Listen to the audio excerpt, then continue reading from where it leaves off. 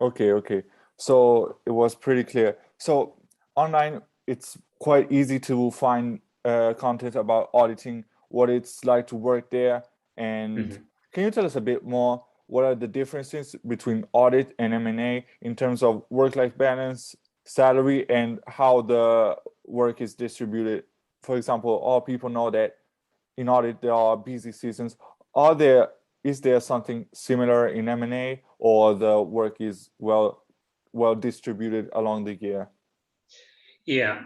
So let me start with the last point first. So in terms of busy season, at least in the UK, it's very fixed between January and March for auditors, and that's because most companies have their financial year end in December, and so they sort of close the books between the sort of first 3 months, um, and so.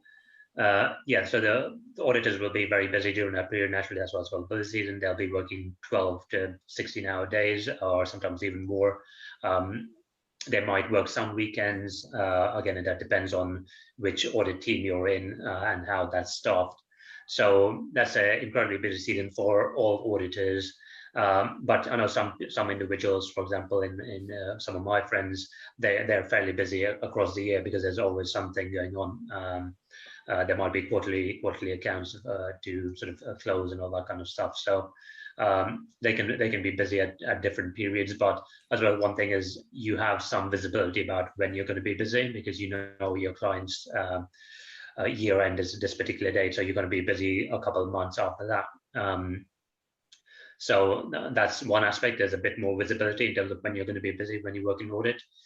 Compare that to M&A, you've got much less visibility. It's all dependent on the project. It's all dependent on the deal. Um, in M&A deals, things can be very busy and that can happen very quickly, or things can be much more subdued for a while when you're waiting on information or when you're waiting on the counterparty to come back with information or whatever it is. So there's much more variability in terms of how busy you are, but generally when you are busy, you'll be working much longer hours, and um, there'll be weekend work for at certain times. As about one sort of key difference or interesting difference is if you look at the big bulge bracket investment banks, your JP Morgans, Goldman Sachs, etc., and then boutique investment banks and the big four. I think the work-life balance is slightly better, I'd say, in the big four and the boutique investment banks.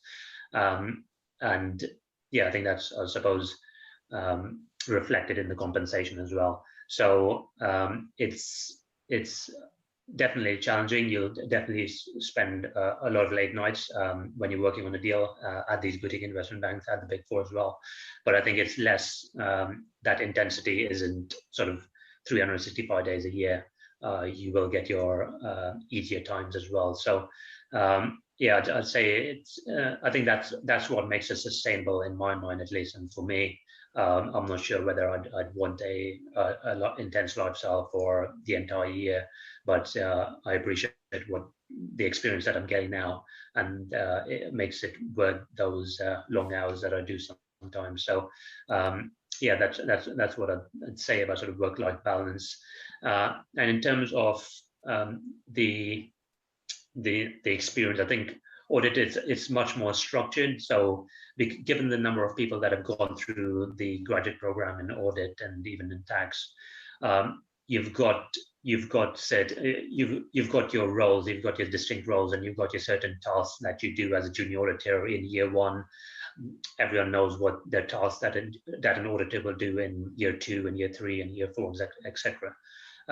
In M&A, at least from my experience, it was much more flexible, given there are fewer individuals in the team and there are more the fewer juniors in the team as well. You get involved in a lot more tasks, and you get much more responsibility, I think, as well, in terms of speaking to clients, etc., from a very early stage. So I think that's a key difference between audit and M&A. And I suppose the obvious thing to say is there are these are two very different roles altogether. In one, you're sort of verifying the financial statements, and in another you're advising a client through an M&A process. So yeah, overall they're very different roles, and naturally different tasks that come with it.